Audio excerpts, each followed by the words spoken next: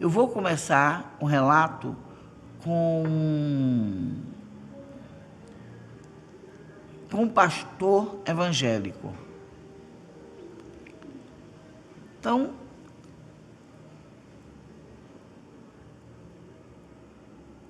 foi muito impressionante esse relato. Ele começa dizendo que, mesmo encarnado, ele já estava numa decepção. Ele disse assim: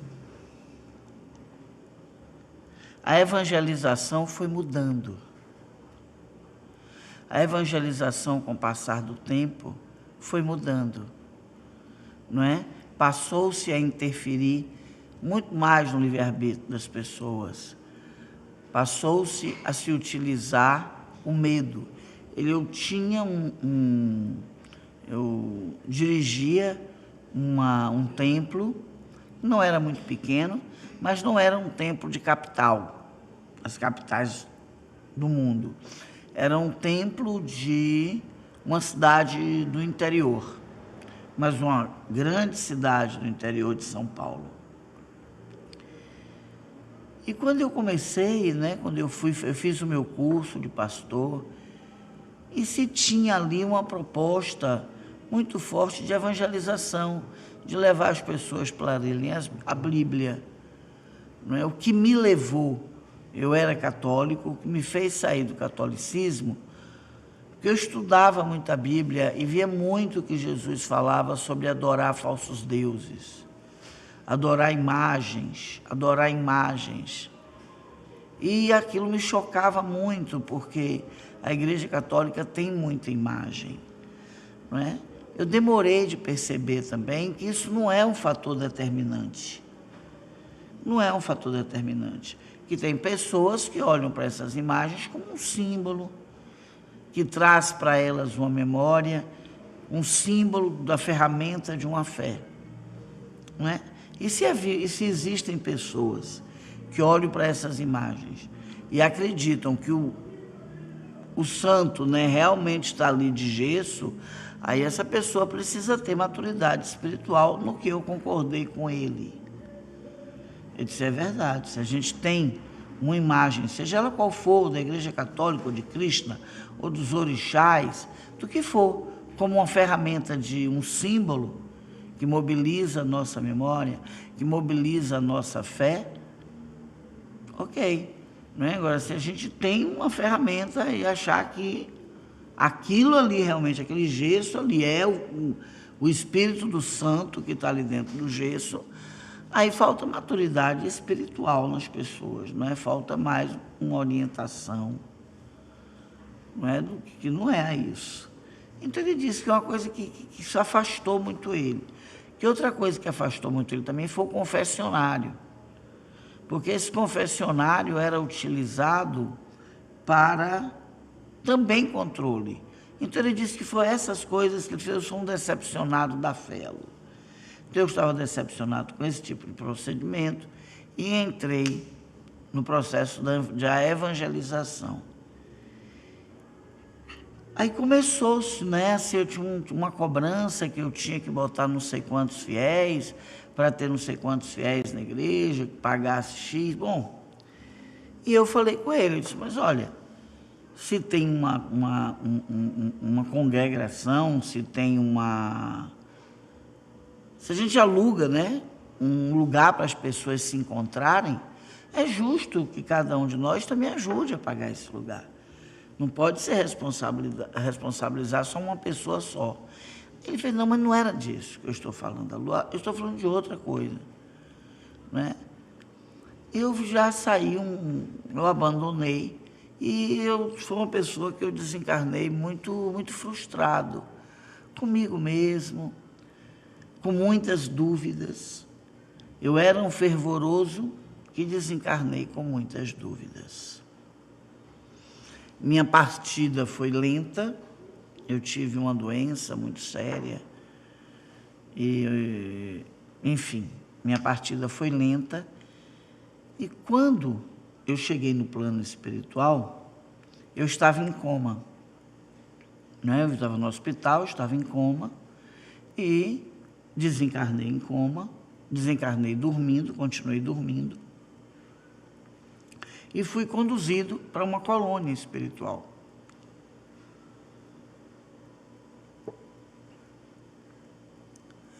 Quando eu despertei, eu não fui diferente de muitas pessoas que acham que estão no hospital e que foram abandonados pela família, né? É muito comum isso mesmo. As pessoas que não acreditam em vida eterna ou vão para um umbral, ou se por um acaso conseguem chegar a uma colônia espiritual, é muito comum as pessoas acham, principalmente se elas estavam doentes em hospital, né, estavam com doenças. Ele disse que estava com certo Alzheimer também, enfim, e ele achou isso. Ele fez, não, mas agora eu preciso comunicar à minha família que esse hospital milagroso aqui me curou. E eu já disse a vocês aqui que o plano espiritual vai deixando a pessoa aí confrontando devagar, né? Se a mente está muito fechada, se alguém chegar a dizer, não, você está desencarnado, é complicado, porque essa pessoa pode entrar num processo até de enlouquecer, gente, né? Então, porque elas andam lá, elas veem tudo e dizem assim, não, mas isso aqui é a Terra, não é? Porque lá, já falei para vocês também, é feito com uma matéria, que não é a matéria física, mas é um outro tipo de matéria. Matéria muito mais leve, mais sutil, né? Se essas matérias lá vinham aqui, atravessa a parede, mas lá ninguém atravessa a parede, entendeu? Porque tem uma equidade, né? Tem um equilíbrio. Então ele disse que ele ficou assim, junto de um grupo que achava que a família tinha abandonado e que aquelas pessoas ali não forneciam para ele um telefone, uma forma dele se comunicar. Ele já está no plano espiritual há 40 anos, entendeu? Então ele achava que tinha acontecido, não é? O que tinha acontecido. Depois ele começou a achar que a família dele toda morreu por alguma coisa e que ninguém ali tinha coragem de contar a ele enquanto ele estava se recuperando da doença. Então ele foi falando sobre as fases dele, até o momento que ele concluiu que realmente estava desencarnado. Ele disse que ele tomou um choque horrível, assim. Ele disse, Alô, eu tomei um choque. E eu ficava assim, me lembrando, né, das passagens que eu lia na Bíblia, que Jesus falando, em verdade vos digo, nenhum de vós entrará no reino dos céus sem de novo passar pelo ventre da sua mãe. Ele disse, eu perguntei isso a tanto padre, perguntei sobre essa passagem de Jesus, também quando eu estava fazendo o meu curso para ser pastor, e eles não respondem direito, uma resposta que não cala. Então eu fui me lembrando, né, de tudo isso, de na Bíblia também se achar que João Batista era Elias, que tinha voltado, que tinha reencarnado, isso tem escrito na Bíblia. Então ele disse que ele ficou lembrando disso e o choque que ele tomou, né? Ele fez, nossa, como eu me fechei para partes da própria Bíblia, que está ali falando. Não é? Eu me fechei, eu comecei a ver que nos afastam de Jesus, nos afastam das parábolas de Jesus e nos fixam mais no Velho Testamento, não é? No Velho Testamento. Eu já tinha, eu cansei de discutir isso com alguns líderes, outros pastores, amigos meus, irmãos meus, antes de desencarnar. Mas aqui, quando eu cheguei no plano espiritual, essa foi a discussão que eu tive comigo mesmo. Porque eu, que estudava a Bíblia, vi todas essas partes que suscitam a existência da vida depois da morte, não é, que suscitam a reencarnação, me afastei de continuar questionando, me afastei de procurar ler outros livros. Por que fez tanto sentido para mim a alienação? Se eu visse outro livro que fosse de outra religião, um livro esotérico, Se eu pegasse, eu achava que eu estava traindo Cristo e nunca nem li. Nunca nem li. Fui ler aqui e descobri que Jesus é muito amado pelos esotéricos, por exemplo.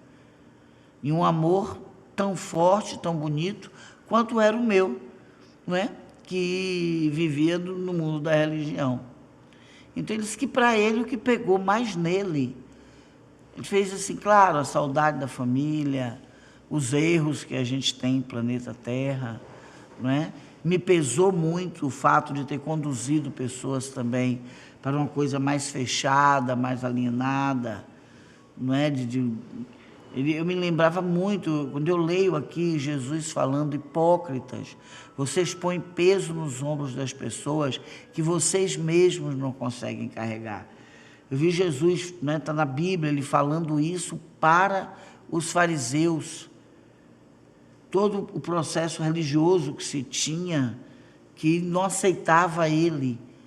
Não sei porque eu botei na minha cabeça, de ler ali, mas a pressão é tão forte para que você fique em outras partes, principalmente do Velho Testamento, que me afastou do que eu mesmo já tinha lido e de perguntas que algumas vezes eu fiz, mas eu não levei essas perguntas adiante. Eu sinto que uma covardia me abateu, porque se eu tivesse levado essas perguntas adiante, é claro, não é que eu chegaria aqui no plano espiritual, pelo menos com um pouco mais de maturidade, ou pelo menos com dúvidas, não é? Com benefício da dúvida, entendeu? Mas eu não fiz isso, eu me fechei, não é? E até hoje eu não consegui ainda, eu tenho 40 anos aqui, não penso ainda em voltar para o planeta Terra, não me acho em condições, eu estou aqui estudando muito, me preparando muito, porque às vezes você acredita, Lu, que eu estou aqui e digo assim, será que tudo isso é verdade? Será que meu corpo não está em coma? Ele disse, ainda acontece isso, meu irmão? Ele acontece.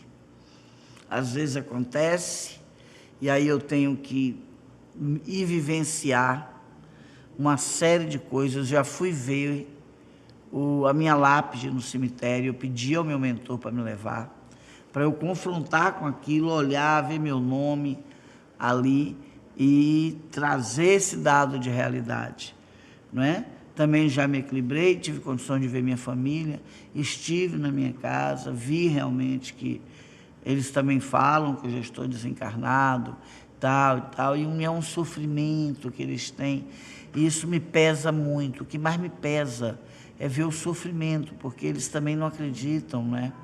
Eu fui um líder na minha casa também. Eu também botei eles ali num processo de alienação muito grande. Então, quando eu vejo eles naquilo, achando que não vão me ver nunca mais, e tal,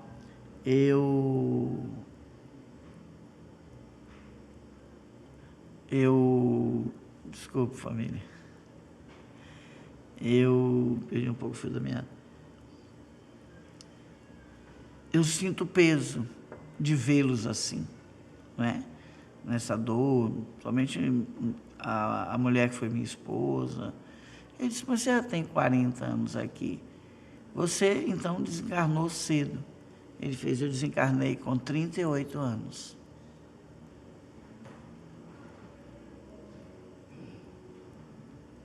Bom, esse foi um relato.